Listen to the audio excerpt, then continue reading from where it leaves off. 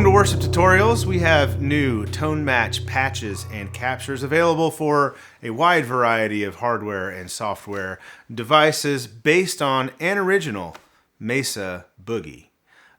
Usually you know the company as Mesa Boogie, and then the amp comes after that like a Lone Star or a Mark 7, whatever. This is the Mesa Engineering Boogie. So the story behind this amp, we're going to do a really quick history of Mesa Boogie. In the late 60s, early 70s, Randall Smith begins as a practical joke, which I find hilarious in itself.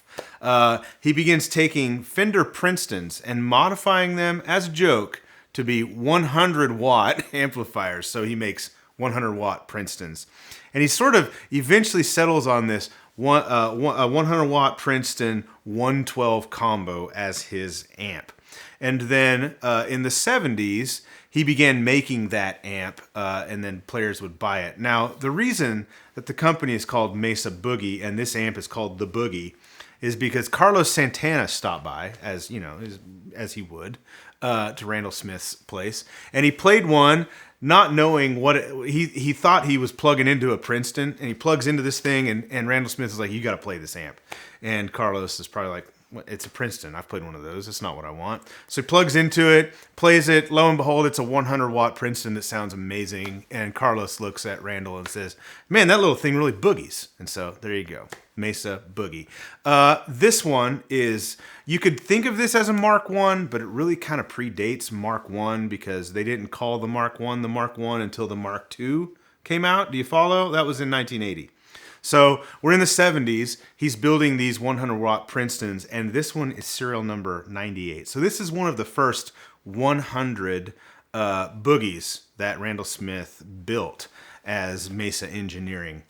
So it's early. Some of the Mark 1 amps that were built back in the 70s have like the push-pull pots on the gains on the amp to give you more like gain out of the amp. Ours doesn't even have that. So this is early Mesa Boogie, and this thing sounds amazing. If you ever wondered what does a 100-watt Princeton sound like, and you thought it in your, that's what it just sounds like, a really big, huge Princeton, and it gets some gain out of it. And it's not a high gain amp. So if you think of Mesa Boogie like, you know, the rectifiers and stuff, the high gain rock stuff, that's not what this is. This is very vintage Fender territory, just bigger because it's 100 watts through a 12-inch speaker.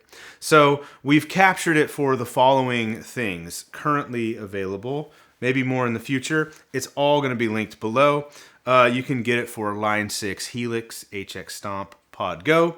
You can get it for Fractal, FM3, FM9, Axe-FX III. You can get it for Headrush Prime. We've got clones. We've got rigs based on the amp. You can get it for Kemper. You can get it for TONEX. Once Quad Cortex opens that marketplace, it'll be available.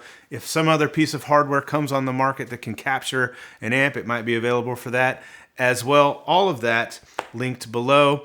As always, with our patches, presets, captures with these packs, we've made it as fully featured as we possibly can. So for, you know, the all-in-one units like Axe-FX III, Helix, you've got stomps, you've got snapshots, you've got scenes built in.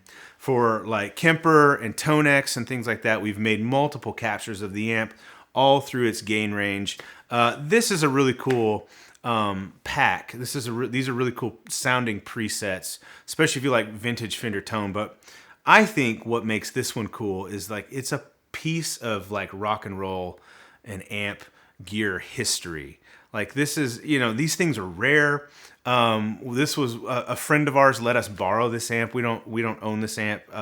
These would be hard to come by if you wanted to buy one. So it really was just a privilege to be able to have this thing for a while, to play through it, to capture it, to digitize it, and then to offer it to you. So links below to download this for whatever device you're playing. Thank you so much for watching, and we'll see you in the next one.